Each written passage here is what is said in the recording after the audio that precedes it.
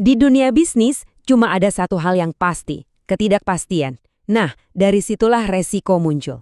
Di sini, kita bakal kupas tuntas gimana caranya perusahaan-perusahaan hebat itu bukan lari dari resiko, tapi malah berteman sama resiko buat menang. Yuk, kita mulai. Pernah kepikiran nggak sih, kenapa ya pengusaha itu bayarannya bisa gede banget? Apa bedanya mereka sama karyawan biasa? Jawabannya, ternyata cuma satu kata, resiko. Coba deh kita lihat bedanya. Pola pikir karyawan itu ya pengennya aman, gaji stabil tiap bulan, hindari resiko perusahaan. Nah, kalau pengusaha, beda banget. Mereka itu justru menganalisis dan berani ambil resiko, karena di balik resiko itu ada imbalan yang jauh lebih besar. Jadi bukan soal kerja lebih keras aja, tapi soal keberanian menghadapi ketidakpastian. Oke, sekarang kita masuk lebih dalam ya. Ternyata yang namanya risiko itu nggak bisa dihindari. Dia ada di mana-mana, nyelip di setiap sudut bisnis. Ada kutipan keren nih, resiko itu seperti energi. Nggak bisa diciptain atau dimusnahin, cuma bisa dipindahin. Maksudnya gimana? Gini deh, risiko itu nggak akan pernah hilang. Anda cuma bisa mengalihkannya. Contoh gampangnya asuransi. Waktu Anda beli asuransi kebakaran, resikonya kan nggak hilang. Rumah Anda tetap bisa kebakar. Tapi resiko finansialnya itu udah Anda oper ke perusahaan asuransi. Nah, ini konsep dasarnya. Jadi, intinya apa? Intinya, satu-satunya yang pasti dalam bisnis itu ya ketidakpastian itu sendiri. Dan di mana ada ketidakpastian, disitulah ada risiko. Keduanya itu kayak dua sisi mata uang. Kira-kira produk baru ini laku nggak ya? Nah, pertanyaan itu sendiri udah mengandung ketidakpastian. Dan otomatis juga risiko. Dan coba lihat, risikonya itu datang dari mana-mana. Ada risiko produksi, risiko pemasaran, risiko SDM, risiko keuangan. Wih, banyak banget. Dari teknologi, peraturan pemerintah, sampai pengembangan aset. Kebayang nggak sih kalau kita harus ngurusin ini satu-satu? Bisa pusing. Makanya kita butuh sebuah sistem. Tapi tunggu dulu. Ternyata nggak semua resiko itu sama loh. Ada dua jenis utama. Dan ini penting banget buat kita bedain. Nah, ini dia bedanya. Pertama, ada yang namanya risiko spekulatif. Di sini ada dua kemungkinan, untung atau rugi. Contohnya, beli saham, bisa naik, bisa turun.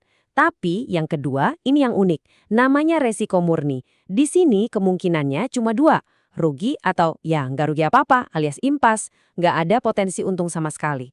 Contohnya yaitu tadi, kebakaran, pencurian, bencana alam. Nah, cara nanggepin dua jenis resiko ini jelas beda banget. Oke, dengan semua jenis resiko yang datang dari segala penjuru tadi, jelaskan kita butuh sebuah strategi yang terintegrasi. Nah, disinilah pahlawan kita muncul, Enterprise Risk Management, atau biasa disingkat IRM. Jadi pertanyaannya sekarang, gimana caranya kita mengelola semua potensi kekacauan ini? Gimana caranya sebuah perusahaan bisa tetap berlayar tenang di tengah badai ketidakpastian? Jawabannya adalah kita butuh sebuah sistem yang komprehensif dan terintegrasi. Bukan lagi nanganin masalah satu-satu secara acak, tapi punya satu payung besar yang melindungi semuanya. Dan inilah dia Enterprise Risk Management atau IRM. Secara formal, IRM itu adalah sebuah proses yang dijalankan di seluruh perusahaan. Tujuannya buat mengidentifikasi potensi masalah, mengelola resiko biar tetap di level yang aman, dan pada akhirnya memastikan perusahaan bisa mencapai tujuannya. Jadi ini bukan proyek sekali jalan, tapi sebuah proses yang terus-menerus. Nah, ini dia visualnya yang paling terkenal namanya kubus Choso. Kelihatannya rumit ya. Tenang, jangan pusing dulu. Anggap aja ini semacam peta 3D buat ngelola resiko. Sisi atas itu tujuan kita, sisi depan itu prosesnya, dan sisi samping itu bagian mana aja di perusahaan yang terlibat. Intinya, kerangka ini bantu kita lihat resiko dari semua sudut secara terintegrasi. Oke, kubus tadi mungkin kelihatan agak teoretis ya. Sekarang, yuk kita bedah gimana sih cara kerja IRM ini di dunia nyata, gimana cetak birunya buat bertindak. Kerangka yang kelihatan rumit ini sebetulnya bisa kita sederhanain banget. Intinya, itu cuma ada di dua elemen kunci. Cuma dua. Elemen pertama, bangun infrastruktur yang tepat. Anggap ini fondasi rumahnya. Terus yang kedua, jalankan proses yang benar. Nah, ini aktivitas sehari-hari di dalam rumah itu. Dua-duanya harus jalan bareng. Punya fondasi doang tapi tidak ada aktivitas, ya percuma. Sebaliknya, beraktivitas tanpa fondasi yang kuat, ya bisa ambruk. Lalu infrastruktur yang tepat itu apa aja sih?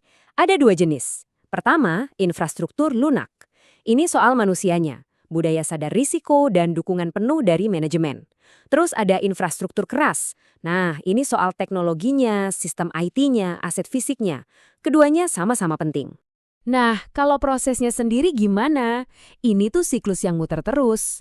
Pertama, ada perencanaan. Kita nentuin dulu tujuan dan aturannya.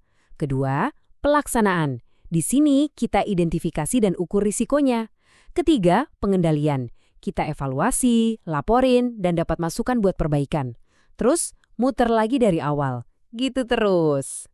Oke, kita udah bahas apa dan bagaimananya. Sekarang pertanyaan terpenting. Kenapa? Kenapa kita harus repot-repot ngelakuin ini semua? Apa sih tujuan utamanya? Nah, ini yang sering salah kaprah. Banyak yang ngira manajemen resiko itu artinya jadi penakut, menghindari semua resiko. Padahal tujuannya bukan untuk menghindari semua resiko, itu mustahil. Kalau Anda menghindari semua resiko, artinya Anda juga menghindari semua peluang. Coba dirasapi kutipan ini. Fokusnya itu adalah memungkinkan pengambilan risiko yang sesuai. Keren kan? Jadi bukan soal main aman, tapi soal berani mengambil risiko yang tepat. Risiko yang sudah dihitung, yang sudah dipahami, dan yang sepadan sama hasilnya. Jadi kesimpulannya apa? Manajemen resiko itu bukan soal bertahan, tapi soal menyerang dengan cerdas. Ini tentang memberdayakan sebuah organisasi untuk membuat keputusan yang lebih pintar, yang lebih terinformasi demi mencapai tujuan mereka. Ini soal mengubah ketidakpastian dari sesuatu yang menakutkan menjadi sebuah peluang yang bisa diukur. Jadi, setelah semua ini, pertanyaan buat kita semua bukan lagi gimana ya cara menghindari risiko, tapi risiko terukur apa yang akan saya ambil besok untuk jadi lebih baik. Pertanyaan itu bisa jadi mengubah segalanya.